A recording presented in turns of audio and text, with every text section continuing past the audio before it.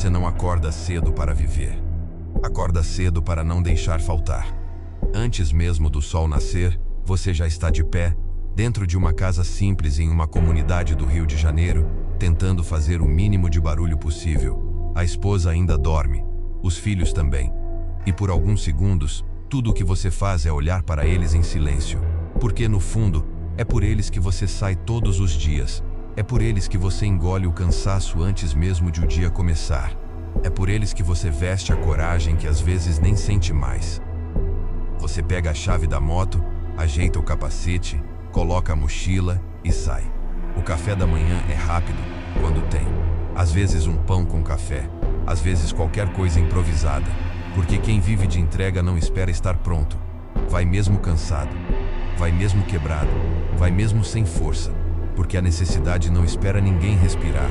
E então começa mais um dia em cima da moto. Sol forte queimando a pele, chuva pesada encharcando a roupa, buraco, freada, buzina, pressa, rua molhada, motorista fechando, risco em cada curva. A cidade inteira parece correr, sem se importar com quem está tentando sobreviver nela. E você continua. Porque no seu caso, parar não significa descansar. Parar significa perder. Você não pode se dar ao luxo de adoecer. Não pode acordar com febre.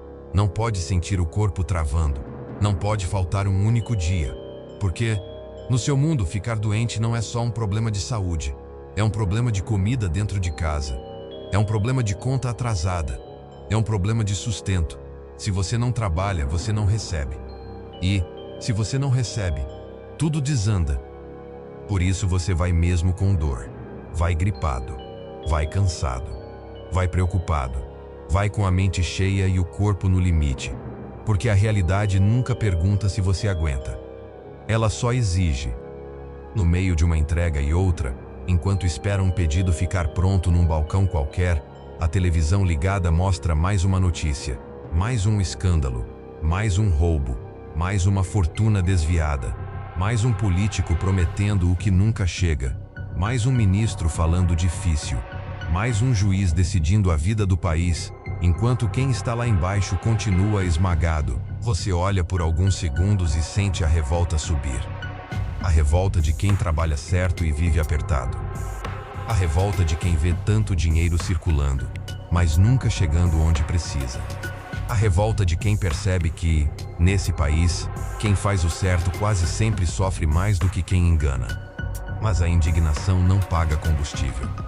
A indignação não enche a geladeira. A indignação não compra remédio. A indignação não protege seus filhos.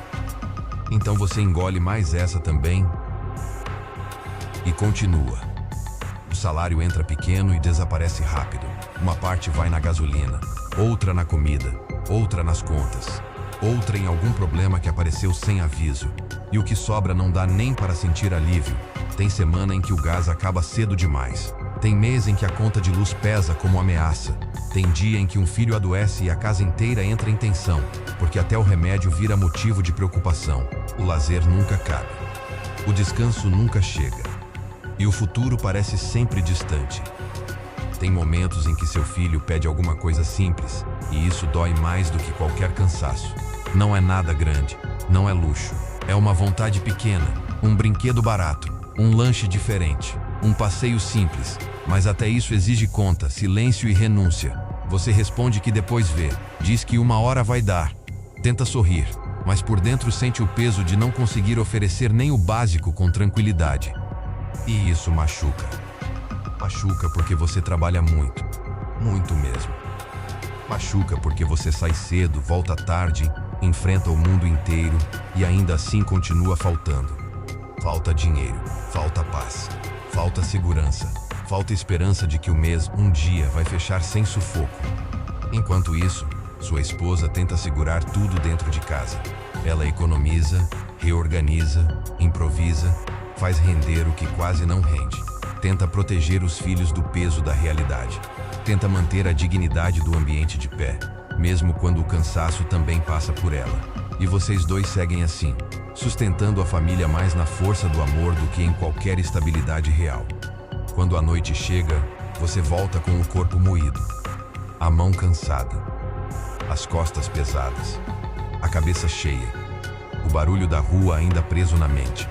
Mas mesmo assim, ao entrar em casa, você tenta deixar o peso do lado de fora. Pergunta como foi o dia. Escuta alguma história dos filhos. Força um sorriso. Tenta brincar um pouco. Tenta ser presença. Porque pai também aprende a esconder o desespero para não deixar o medo morar dentro da casa. Só que existe uma verdade que vive calada dentro de você. O medo de não voltar. O medo de cair. O medo de sofrer um acidente. O medo de morrer e deixar sua família sozinha num país que já não ampara nem quem está vivo.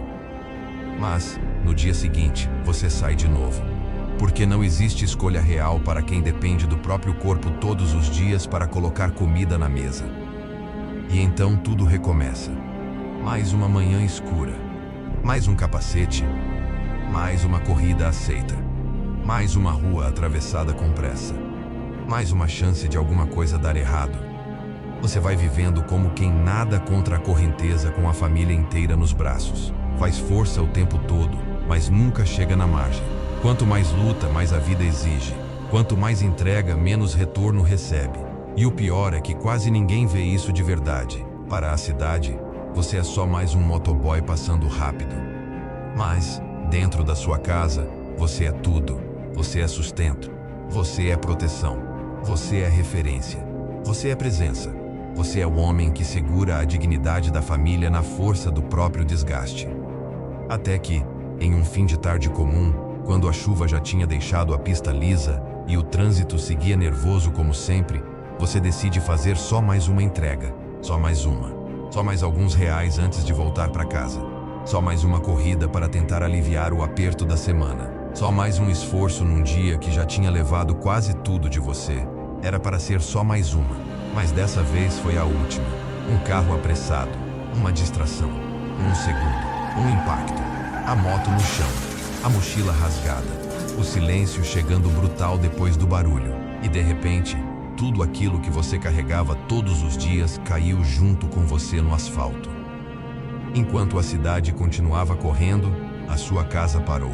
Naquela comunidade do Rio de Janeiro, sua esposa recebeu a notícia que destrói o ar, a voz e o chão ao mesmo tempo. Seus filhos ainda não entendiam por que o pai, que sempre saía cedo e voltava cansado, daquela vez não voltaria nunca mais. E então ficou o que quase sempre fica quando o pobre perde até aquilo que mais tinha valor. Não ficou segurança. Não ficou estabilidade. Não ficou recompensa. Não ficou justiça. Ficou o vazio. Ficou a cadeira sem ninguém. Ficou o capacete guardado num canto. Ficou o silêncio no fim do dia. Ficou a ausência de um homem que deu tudo o que tinha e ainda assim não conseguiu vencer o peso da própria realidade. No fim, você entregou mais do que pedidos. Entregou sua juventude. Entregou sua saúde. Entregou seu descanso. Entregou sua paz. Entregou sua vida. E mesmo assim, o país que tanto exigiu de você não devolveu proteção, nem dignidade, nem amparo para quem ficou. Sua família continuou ali, sem você, sem resposta, sem justiça de verdade, só com a dor, só com a lembrança, só com a saudade de um homem simples, trabalhador, honesto, que lutou até o último dia tentando salvar os seus do aperto e no final foi engolido por uma vida dura demais, porque essa não é só a história de um homem. É a história de milhares. Milhares de pais de família invisíveis, que carregam o Brasil nas costas, enfrentam rua, trânsito, risco, humilhação, cansaço e abandono, e mesmo dando o máximo, continuam vivendo por um fio. Alguns sobrevivem, outros não. E quando um deles cai, não é só um trabalhador que morre. É uma casa inteira que desaba por dentro.